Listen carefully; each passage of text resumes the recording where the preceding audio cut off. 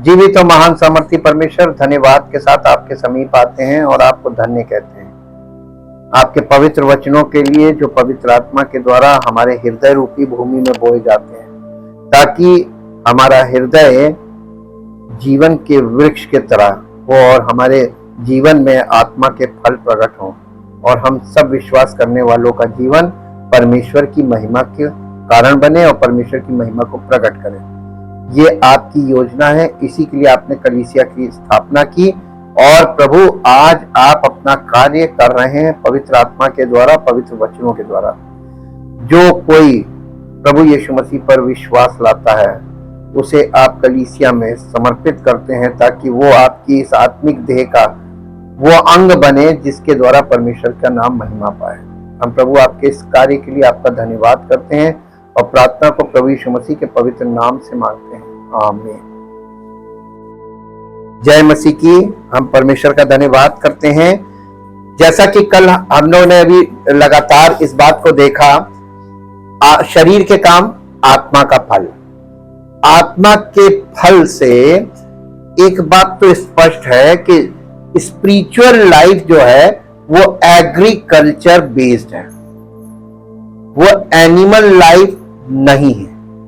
अगर आप थोड़ा सा ध्यान दें तो सृष्टि जब परमेश्वर ने की तो 3 प्रकार का जीवन इस पृथ्वी पर पाया जाता है। एक है एनिमल लाइफ और एक है प्लांट लाइफ और एक है ह्यूमन लाइफ। पतन के बाद, मनुष्य के पतन के बाद जो मानव जीवन शुरू हुआ है वो एनिमल लाइफ है, इसलिए क्योंकि आत्मिक तौर पर मृतक मनुष्य, पतित मानव, पापी मानव वो एकदम एनिमल लाइफ में चला गया। इसीलिए परमेश्वर का वचन जो उद्धार नहीं पाए हुए लोग हैं उनको पशु के समान बताती, बीस्ट बोलती। बीस्ट का मतलब पशु। तो एक मनुष्य जो उद्धार नहीं पाया हुआ है वो क्या है मालूम है? पशु। और दूसरा है प्लांट लाइफ।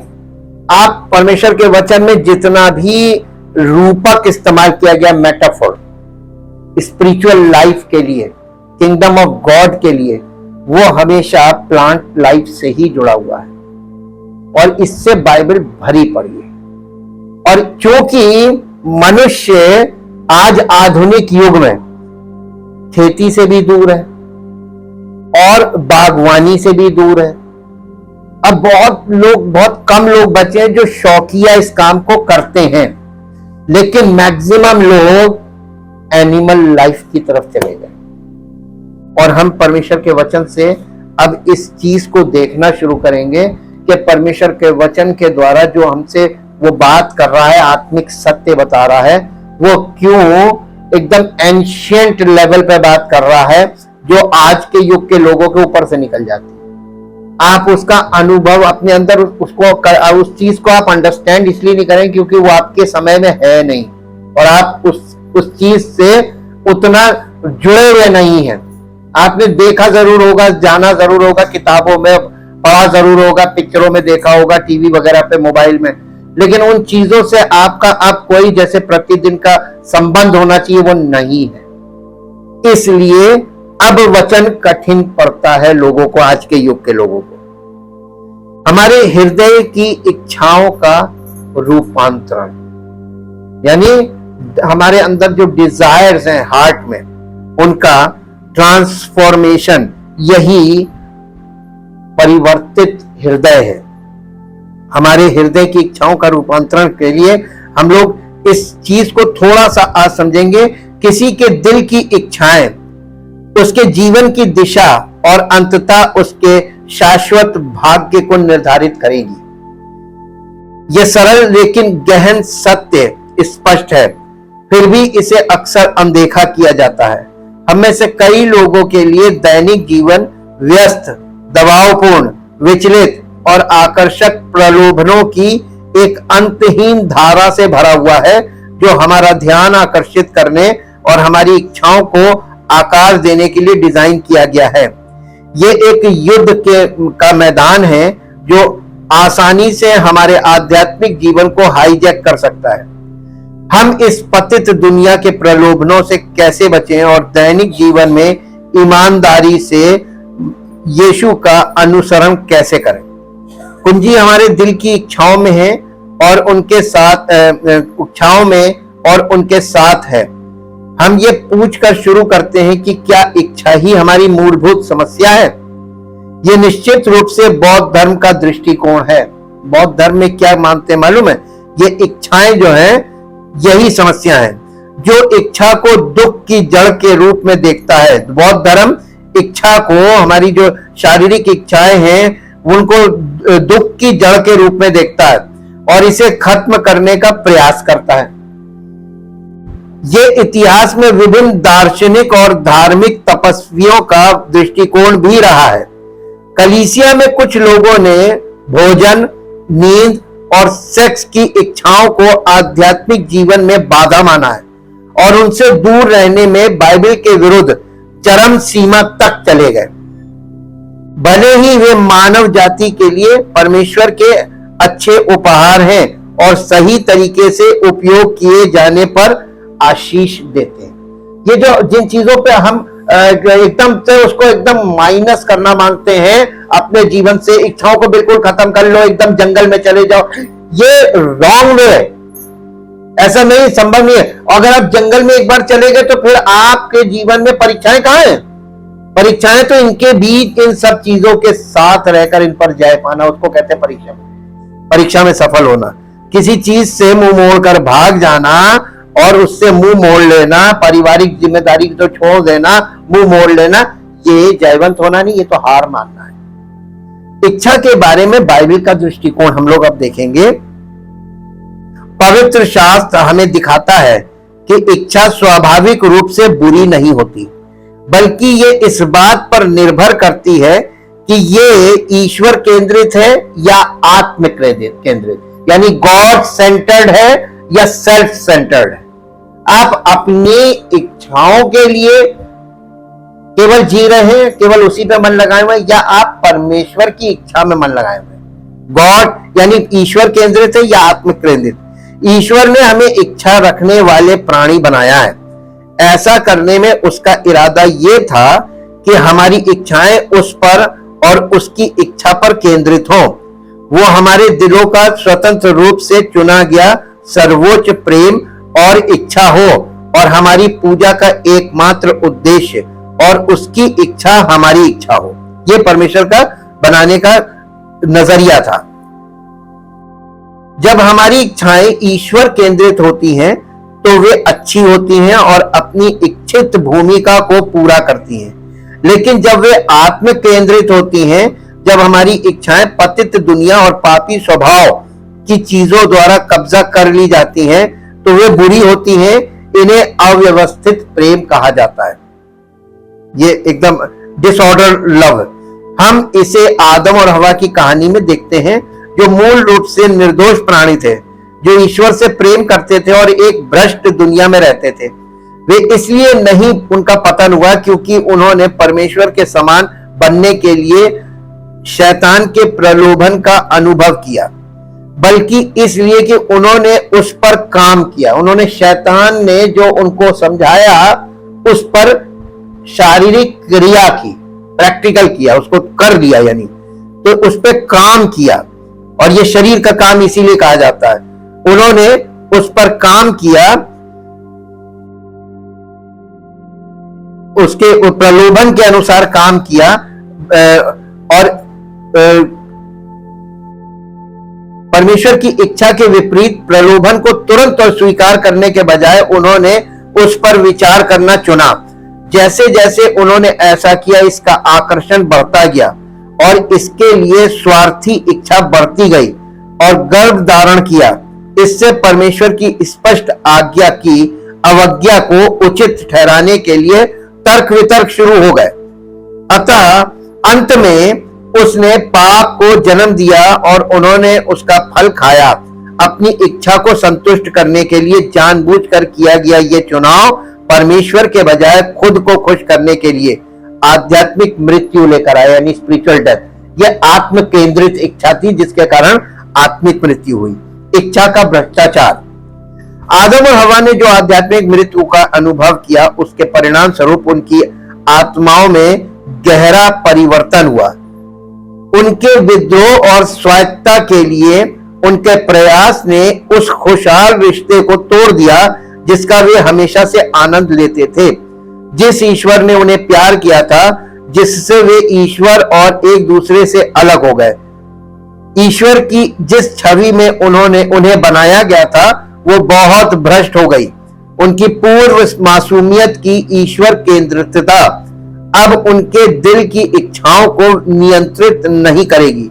इसके बजाय आत्म केंद्रितता और स्वार्थीपन उनकी इच्छाओं और उनके सभी वंशजों की इच्छाओं पर हावी हो जाएगी। लेकिन ईश्वर दयालु था और उसने उन्हें या हमें पूर्ण अंधकार में नहीं छोड़ा।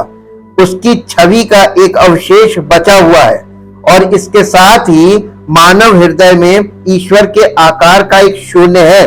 खोए हुए लोग आमतौर पर इस शून्यता का अनुभव एक अस्पष्ट भावना के रूप में करते हैं कि कुछ गायब है। देखिए, आप कुछ भी पा लीजिए संसार में, सारी दुनिया आपको मिल जाए, उसके बाद भी आपको लगेगा नहीं कुछ है नहीं, मुझे किसी चीज की कमी रहेगी। वो कमी मालूम काहे की? वो ईश्वर की उपस्थिति की कमी है, जो कोई वस्तु, कोई व्यक्ति, कोई चीज उसको भर नहीं सकती, पूरा नहीं कर सकती। और इंसान की विचलित होने का सबसे मुख्य कारण यही है कि जीवन में अब तक जो कुछ भी उन्होंने पाया उससे कहीं अधिक है। ये आत्मा में बेचैनी, प्यास, लालसा, उस अपरिभाषित कुछ की इच्छा की ओर ले जाता है जो गायब है। इसे खोजने के प्रयास में लोग आध्यात्मिक अंधकार में ठोकर खाते हैं और टटोलते हैं, विकल्पों की तलाश करते हैं जिसे वे ईश्वर से जोड़ सकते हैं या नहीं भी। प्राचीन इज़राइल में प्रकृति देवताओं का प्रतिनिधित्व करने वाली पत्थर और लकड़ी की मूर्तियां आम थी। आज अर्थ, उद्देश्य, सफलता, शक्ति, समृद्धि, कैरियर, संपत्ति, आनंद, प्रसिद्धि, शांति, सुरक्षा और खुशी आम है। ये सब मूर्तियां हैं। आज लोग इसी के द्वारा ईश्वर को प्राप्त करना माने, यानी ईश्वर का अनुग्रह होगा तो हमें ये सब मिलेगा। विकल्प चाहे जो भी हो, ये अंतिम चिंता का विषय बन जाता है जिसके इर्द गिर्द लोग अपने जीवन को व्यवस्थित करते हैं। बाइबल के दृष्टिकोण से किसी की अंतिम चिंता उसकी पूजा की वस्तु है। हालांकि सर्वोच्च और एकमात्र उचित वस्तु जिसकी पूजा की जानी चाहिए वो ईश्वर है।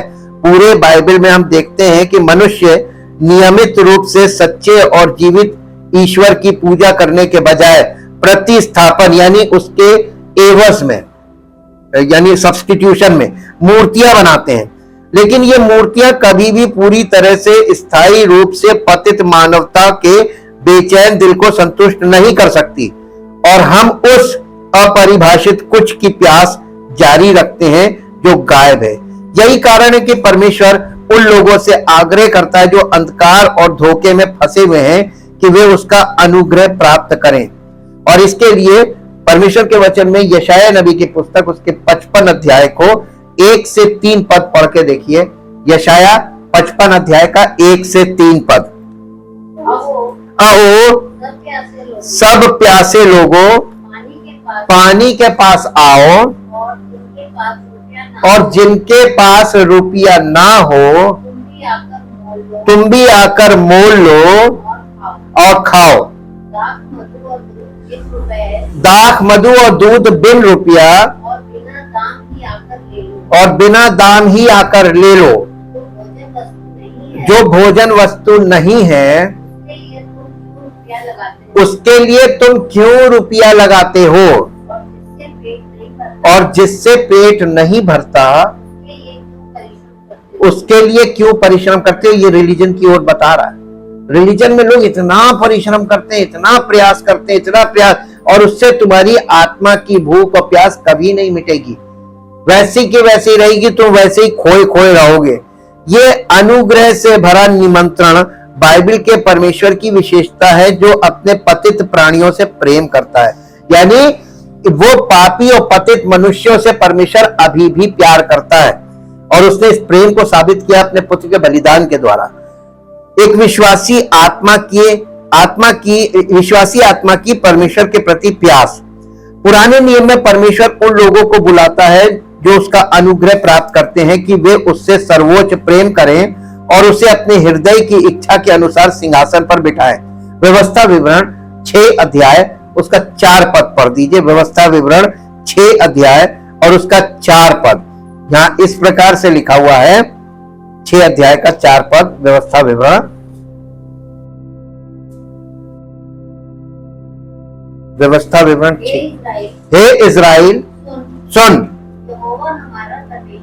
यहोवा हमारा परमेश्वर है, यहोवा एक ही है।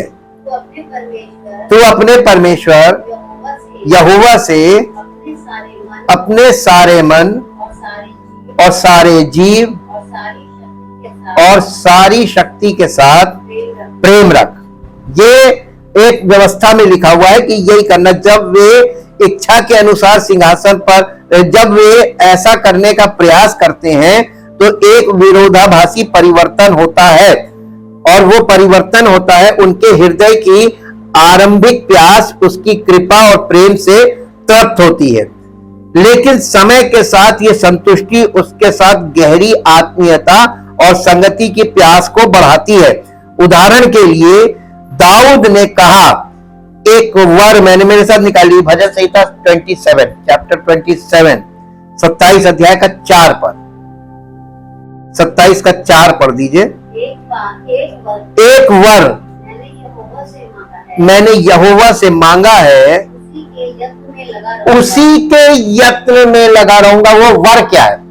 वर का मतलब वरदान, कि मैं जीवन भर यहोवा के भवन में रहने पाऊं। अरे आजकल के युग में तो कोई नहीं मांगता ये वाला वरदान, कोई नहीं मांगता है जी, जिससे यहोवा की मनोहरता पर दृष्टि लगाए रहो और उसके मंदिर में ध्यान किया करूं। तभी तो पौलुस ने कहा, क्या तुम नहीं जानते कि तुम्हारी देह पवित्र आत्मा का मंदिर है? इस देह को परमेश्वर के वचनों पर ध्यान करने में लगाओ। और आज लोग क्या कर रहे हैं? ये ध्यान वाला चीज तो लोगों के जीवन से बहुत कोसों दूर हो गई है इस शोर भरी और चंचल जीवन में। फिर उसने कहा, हे परमेश्वर तू मेरा परमेश्वर। भजन संहिता 63 उसका पहले पद से 4 पद तक पढ़ेंगे। 1 2 3 4 पद। भजन संहिता 63 अध्याय 1 से 4 पद तक। हे परमेश्वर तू मेरा परमेश्वर है, मैं तुझे यत्न से ढूंढूंगा, सूखी और निर्जल और ऊसर भूमि पर। मेरा मन तेरे लिए प्यासा है, मेरा शरीर तेरे लिए अति अभिलाषी है। इस प्रकार से मेरे पवित्र स्थान में, इस प्रकार से मैंने पवित्र स्थान में तुझ पर दृष्टि की कि तेरी सामर्थ और महिमा को देखूं, क्योंकि तेरी करुणा जीवन से भी उत्तम है। मैं तेरी प्रशंसा करूंगा, उसी प्रकार मैं जीवन भर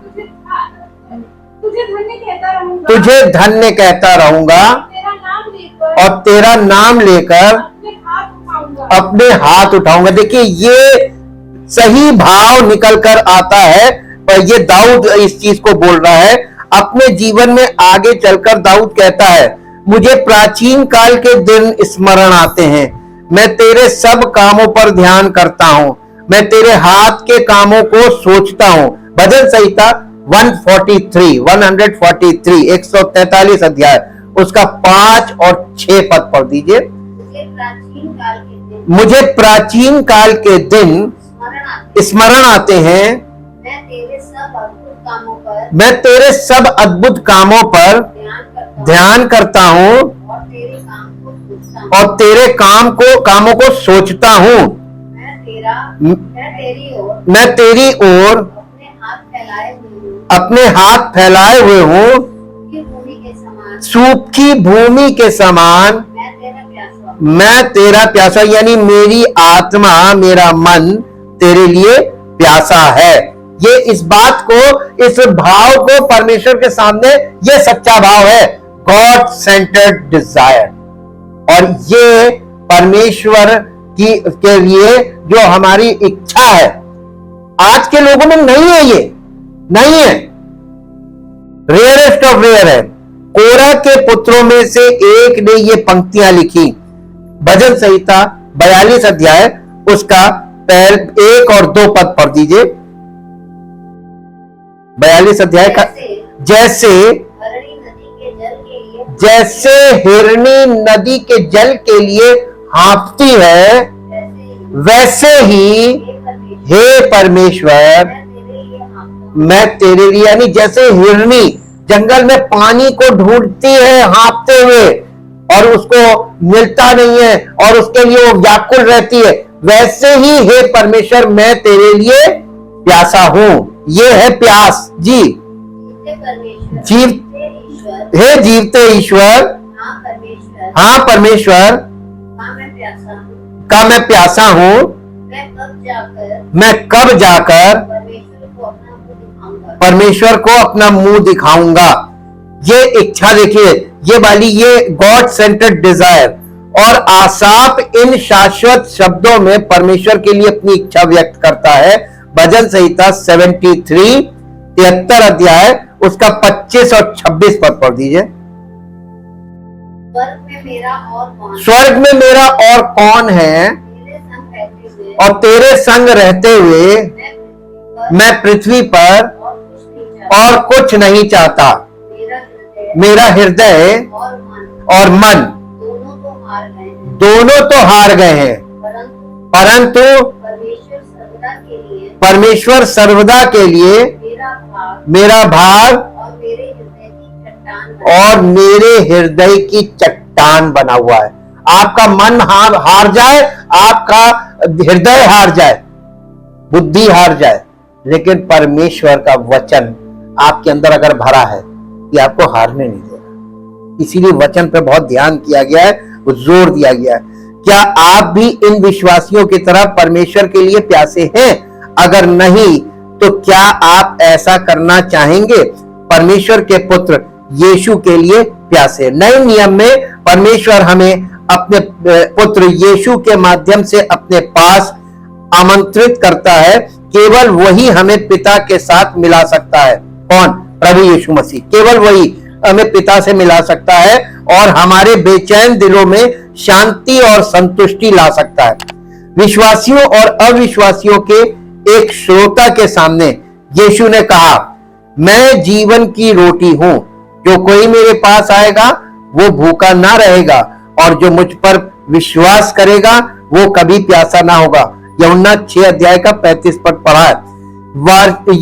ये साल में एक बार यहूदी लोग झोपड़ियों का पर्व मनाते थे, और झोपड़ियों के पर्व के एक चरम बिंदु पर यीशु ने खड़े होकर भक्तों की भीड़ को पुकारा, यदि कोई प्यासा हो तो मेरे पास आए और पिए।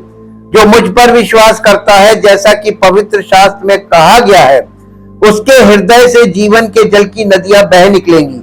ये उसने आत्मा के विषय में कहा, जिसे उस पर विश्वास करने पाने वालों को प्राप्त करना था, क्योंकि आत्मा अभी तक नहीं दी गई थी, क्योंकि यीशु अभी तक महिमावान नहीं हुआ था। यूहन्ना 7 अध्याय का 37, 38 और 39 ये 3 पद आपके बीच पढ़े।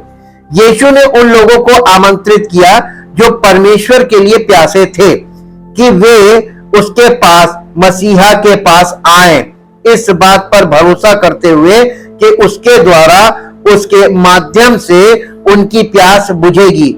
और उस निमंत्रण के साथ उसने एक आश्चर्यजनक वादा जोड़ दिया। जब उसने ये शब्द कहे तो दुनिया नई वाचा की दहलीज पर थी, जो कुछ ही दिनों में क्रूस पर यीशु के प्रायश्चित बलिदान और कब्र से उसके पुनरुत्थान के द्वारा स्थापित होने वाली थी। उन घटनाओं ने पिता के वादे, यानी जो लूका रचित सुसमाचार 24 अध्याय के 49 पद में जो वायदा किया गया पवित्र आत्मा के लिए, वो वायदे के लिए द्वार खोल दिया। पेंतेकोस्त के दिन पवित्र आत्मा का उंडेला जाना, इस प्रकार यीशु ने वादा किया कि वे प्यासी आत्माएं जो उसके निमंत्रण को स्वीकार करती हैं, जो परमेश्वर के पुत्र मसीहा और प्रभु के रूप में उस पर भरोसा करती हैं और खुद को उसके प्रति समर्पित करती हैं, उन्हें पवित्र आत्मा की भरपूर मात्रा प्राप्त होगी जो उनकी आत्माओं की प्यास को संतुष्ट करेगी।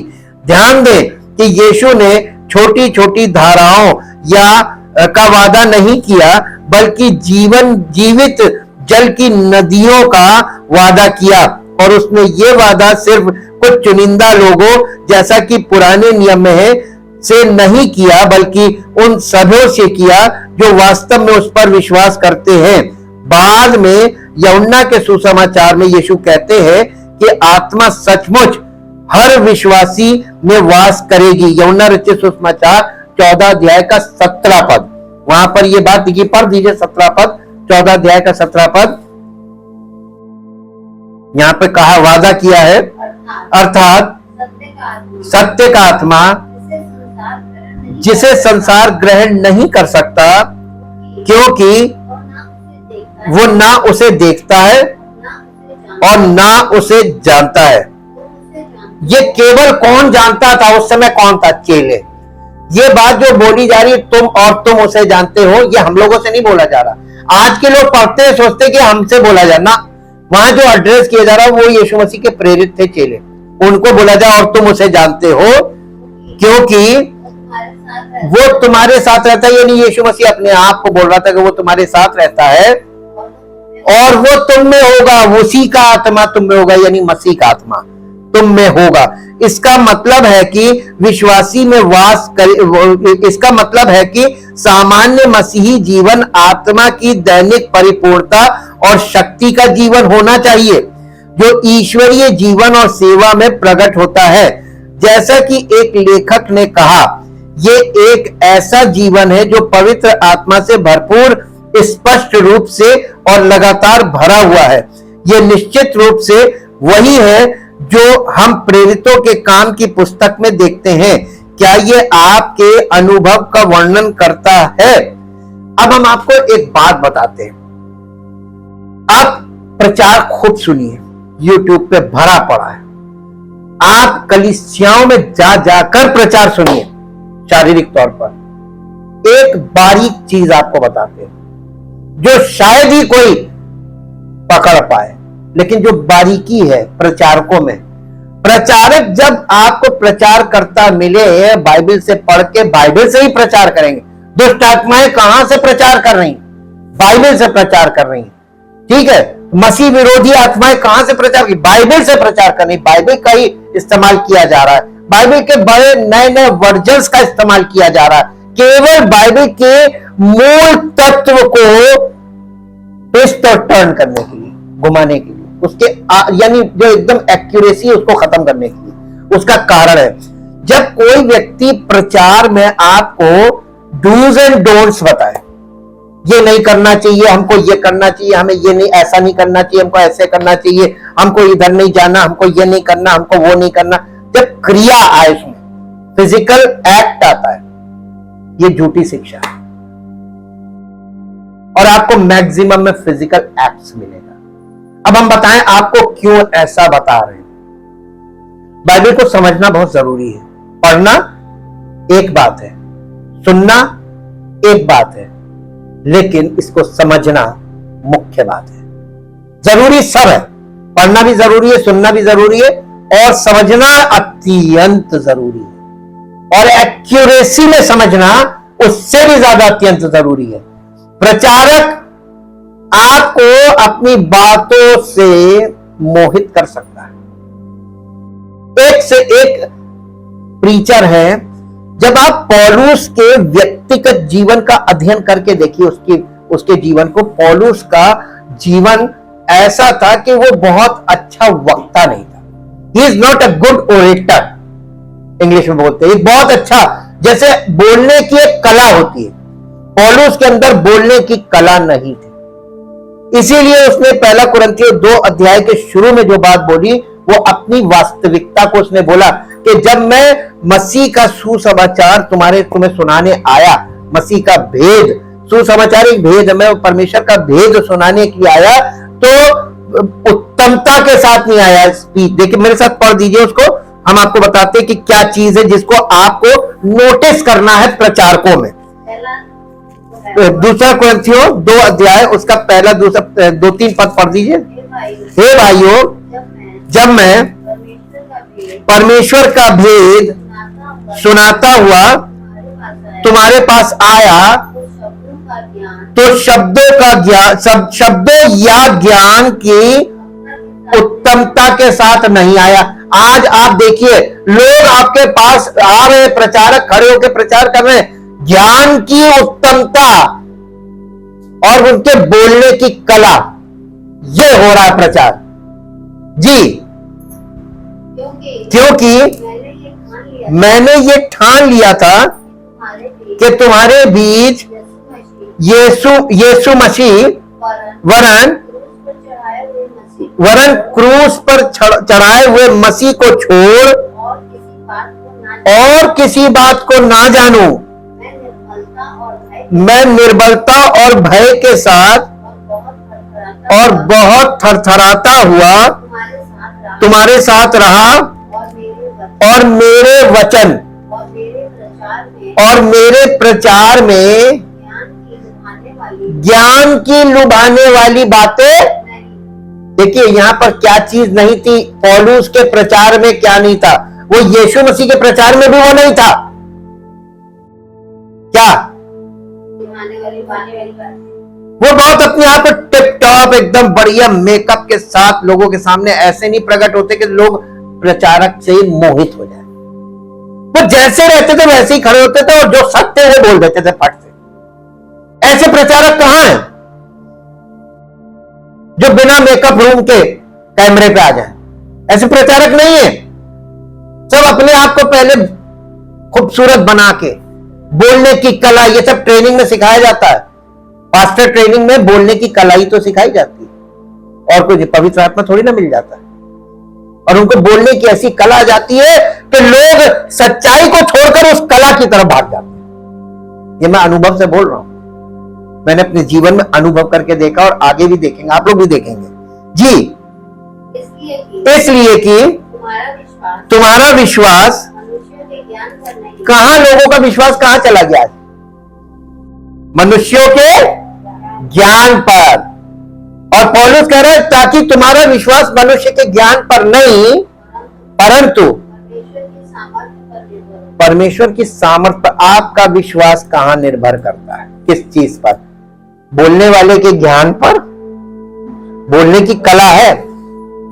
अब बोलते हैं, इसको इंग्लिश में पढ़ दीजिए। ये कहां तक पढ़ा? 1 2 3 4 ना, ये 1 2 3 4 इंग्लिश में पढ़ दिए, और 1 से 5 तक इंग्लिश में पढ़ दीजिए। देखिए इंग्लिश में और क्लियर हो जाएगा। ये बहुत इंपॉर्टेंट पार्ट है। As for myself brethren when I came to you, जब मैं तुम्हारी कलीसिया में आया, I did not come proclaiming to you the testimony and evidence or mystery and secret of God concerning what he has done through Christ for the salvation of men in lofty words of eloquence। इसका मतलब समझते हैं? A lofty word of दिल मोहने। आज प्रचारक लोग परमेश्वर के वचन की कटु सत्य नहीं बता रहे, उनके वो बोली से आपके दिल को मोहने का काम कर रहे हैं, और आप उसके बोलने की कला में शिकार हो जाते हैं कि देखिए कितना बढ़िया बोलते हैं, इनके बोलने का अंदाज कितना अच्छा, इनके बोलने का स्टाइल कितना अच्छा है। आपको बोलने वाले के स्टाइल से मतलब है, पवित्र आत्मा तो रफली बोलेगा, सच्चाई कैसे बोली जाएगी? रफली बोली जाएगी, उसमें मसाला लगा के उसको बढ़िया को टिप टॉप करके आपके सामने नहीं रखा जाएगा कि ये सत्य ले लो। अगर आपको इतना ही सत्य चाहिए तो आपको इस ये लुभाने वाली चीजों से अपने आप को, अपने कानों को चेंज करना पड़ेगा। आपको अपने कानों के अंदर, ये कानों की खुजली के कारण वो अपने लिए बहुत से गलत लोगों को बटोर लेंगे, प्रचारकों को। मालूम क्यों लिखा? इसीलिए लिखा ये एलोक्वेंट स्पीकर्स हैं, इनके सुनने की उनको इतनी लत पड़ जाएगी कि उनको सत्य फिर अच्छा नहीं लगेगा, सत्य बहुत बुरा लगेगा। देखो कितना खड़ा खड़ा बोल देते हैं मुंह पे। आपको कौन सा पसंद है? खड़ा खड़ा सच पसंद है वचन से, या लपेट कर मीठा मीठी गोली बना के आपको फेंकी जाए? आपको मालूम है याकूब की पत्री में लिखा है, आप याकूब की पत्री में लग प्रत्येक मनुष्य अपनी अभिलाषा में फंसकर और खिंचकर परीक्षा में पड़ता है। वहां पर एक जिक्र लिखा हुआ है कि जैसे मछली का शिकार करने के लिए कांटे के ऊपर चारा लगा दिया जाता है, मछली तो चारे पर लपकती है लेकिन उसके अंदर कांटा होता है, वैसे ही इस प्रकार के स्पीकर्स होते हैं जो लपेट कर बोलते हैं, मिठास के साथ बोलते हैं। ये इनके मिठास के अंदर कांटा होता है और इंसान उसी कांटे में फंस जाता है। इसलिए पौलुस इस बात को यहाँ पे वर्णित कर रहा है, कलीसिया को बता रहा जी। और ह्यूमन फिलॉसफी एंड विजडम, यानी ह्यूमन विजडम का भी इस्तेमाल नहीं कर रहा, ह्यूमन फिलॉसफी का भी इस्तेमाल कर रहा, यानी मनुष्य का दर्शन शास्त्र, मनुष्य के पास जो दर्शन है और मनुष्य की बुद्धि, ये संसार की बुद्धि और ये परमेश्वर के राज्य में काम नहीं करती, ये फिजिकल है और सैटेनिक है जी। For I resolve to know nothing,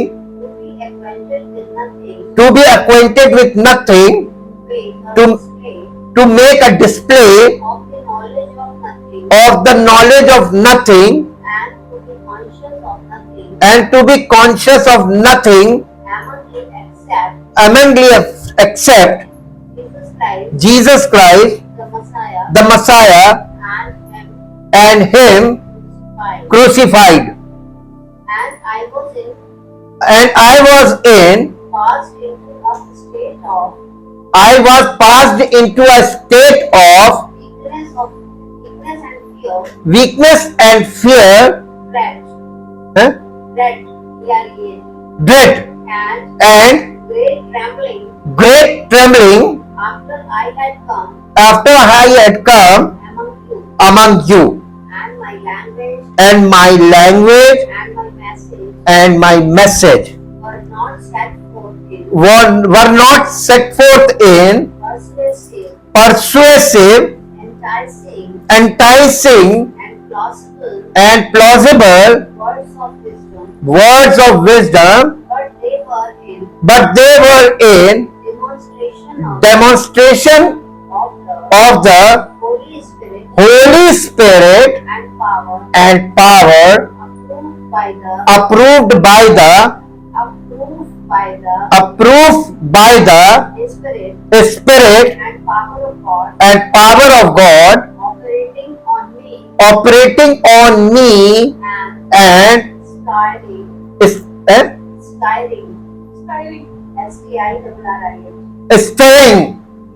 in the minds of my hearers, यानी जो बातें पवित्र आत्मा की उपस्थिति के कारण मेरे मुख से निकल रही है, उन बातों से सुनने वाले जो कलीसिया के लोग हैं उनके हृदय में परमेश्वर की सामर्थ्य का प्रकट होकर काम करे, ये वो कहना मांग रहा है।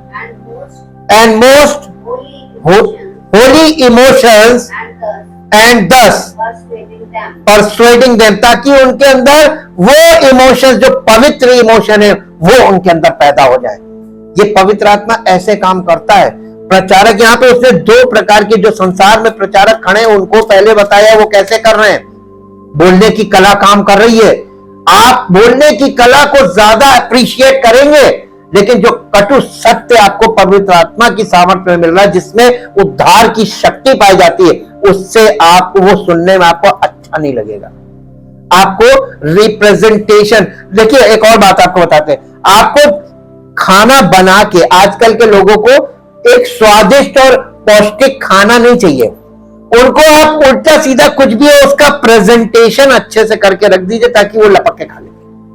प्रेजेंटेशन पे ज्यादा फोकस है, न्यूट्रिशन पे और सेहत की ओर कि खाने में कितनी सेहतमंद चीजें क्या है, उन पर फोकस हटा के उसके प्रेजेंटेशन पे कि उसको कैसे रखा है। गिफ्ट आप कुछ भी एकदम फालतू चीज खरीद लीजिए, उसका गिफ्ट रैप इतना बढ़िया कर दीजिए, आप देखिए आपके गिफ्ट के लिए आपको कितनी इज्जत मिलेगी। वो रैपर लेके जाएंगे, भले उसके अंदर कुछ भी सस्ता सा आइटम हो और महंगा सा गिफ्ट हो, रैपर ज्यादा अट्रैक्टिव ना हो तो उसकी वैल्यू नहीं है। लोगों को क्या चाहिए? ऊपरी दिखावा, ऊपरी दिखावा, दिखावे में बोलने वाले लोग, दिखावा करने वाले लोग, यानी ऊपरी दिखावे वाले लोगों की दुनिया में सच्चाई की वैल्यू क्या रहेगी? और जबकि परमेश्वर का वचन हमारे अंदर जाकर हमको उस जीवन के लिए प्रिपेयर करता है जो यीशु मसीह के साथ हमको अनंत समय तक के लिए, अनंत काल के लिए बिताना है। क्या आप उस जीवन को आज एक्सेप्ट करना मांगेंगे? क्योंकि जो लोग आज बॉर्न अगेन होंगे वो यीशु मसीह के साथ अनंत जीवन तक रहने के लायक होंगे और पवित्र आत्मा आपको उसी के लायक बनाएगा। इससे पहले कि लोग वहां पे जाते हैं अंतरिक्ष में, स्पेस स्टेशन में रहने के लिए, उनको पहले यहां पर उस चीज के लिए वहां के माहौल में रहना यहीं पर सिखाया जाता है।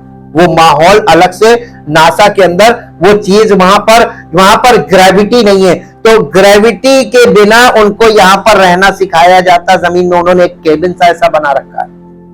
तो आपको मसीह के साथ वहां पर स्वर्ग राज में रहने के लिए आपको यहीं पर तैयार किया जाएगा। ग्रेविटी लेस, ये फिजिकल बॉडी ग्रेविटी को पकड़ती है, तो वो फिजिकल बॉडी के अलावा हमारे प्राण, और देखो हमें एक रेजरेक्टेड बॉडी जिससे यीशु मसीह स्वर्ग में उठाया गया, तो वो वाली बॉडी में हमको उठा लेगा। क्या आप चाहते हैं कि आप भी उसमें शामिल हो स्वर्ग उसके साथ? जब वो कलीसिया का स्वर्गारोहण होने वाला है, जैसे यीशु मसीह की देह का स्वर्गारोहण हुआ था, वैसे ही कलीसिया जो मसीह की आत्मिक देह है उसका स्वर्गारोहण के लिए वो आ रहा है। Thank you, thank you, thank you Lord. जीवित तो महान समर्थी परमेश्वर, हम आपका हृदय से धन्यवाद करते हैं आपकी इन योजनाओं के लिए जो आपने कलीसिया के सामने रखी हैं। प्रभु, आपकी बातों को कई बार कलीसिया के लोग जब सच्चाई नहीं समझ पाते तो वो इनको परी कथा की तरह समझते, वो सोचते हैं ऐसा संभव कैसे होगा। लेकिन प्रभु, आपने अपने जीवन से मृत्यु के पुनरुत्थान को कोई दुनिया में नहीं जानता था, लेकिन आपने मृत्यु के बाद पुनरुत्थान को इस दुनिया के सामने इंट्रोड्यूस कराया कि पुनरुत्थान क्या चीज है। और स्वर्गारोहण को भी कोई नहीं जानता था, आपने ही स्वर्गारोहण को भी इंट्रोड्यूस किया इस संसार में। और हमें ये पक्का मालूम है कि आपके वचन में एक भी शब्द व्यर्थ नहीं लिखा है। जो कुछ आपने वायदे किए हैं वो आपके द्वारा पूरे किए जाएंगे और आप ही उनको पूरा करने की सामर्थ्य रखते हैं। हम कुछ नहीं कर सकते प्रभु, हमें इस मसीही जीवन में कुछ शारीरिक क्रिया नहीं करनी है, लेकिन हमें हृदय को और जो जीवन का मूल स्रोत है उसको परमेश्वर को समर्पित करना है और कलीसिया से जुड़ जाना है, दिल से और आत्मा से, ताकि हमारा जीवन कलीसिया में मसीही जीवन परिपक्व हो और हम मसीह के आने पर उसकी इस देह में उसकी देह के रूप में जब वो हमको प्रकट करे तो हम प्रकट किए जाएं और उससे पहले हमको कोई ना जानने पाए कि हम मसीह में हैं। प्रभु, मसीह की कलीसिया गुप्त कार्य है जो वो मसीह में कर रहा है। हम चाहते प्रभु हमारे भीतरी मनुष्यत्व में जो गुप्त कार्य आप कर रहे हैं ये मसीह की देह में कर रहे हैं और फिजिकली तो कुछ नहीं हो रहा है, लेकिन स्पिरिचुअली आप बड़ा काम कर रहे हैं हमारे जीवन में। और हम चाहते हैं कि जितने भी विश्वासी इस कलीसिया में जुड़ते जा रहे हैं उन सब के भीतरी मनुष्यत्व में पवित्र आत्मा पवित्र वचनों के द्वारा नई सृष्टि के इस कार्य को पूरा कर रहा है, ताकि प्रभु की इच्छा और योजना हम सब विश्वासियों के जीवन में पूरी हो और जब प्रभु यीशु मसीह प्रकट हो तो हम उसके साथ प्रकट हो और उसकी महिमा का पात्र बने। सारी महिमा हम परमेश्वर आपको देते हैं। आपकी इच्छा और योजना हम सब विश्वासियों के जीवन में पूरी होने के लिए आपका धन्यवाद करते हैं। इस प्रार्थना को प्रभु यीशु मसीह के पवित्र नाम से मांगते हैं, आमीन। Praise the Lord.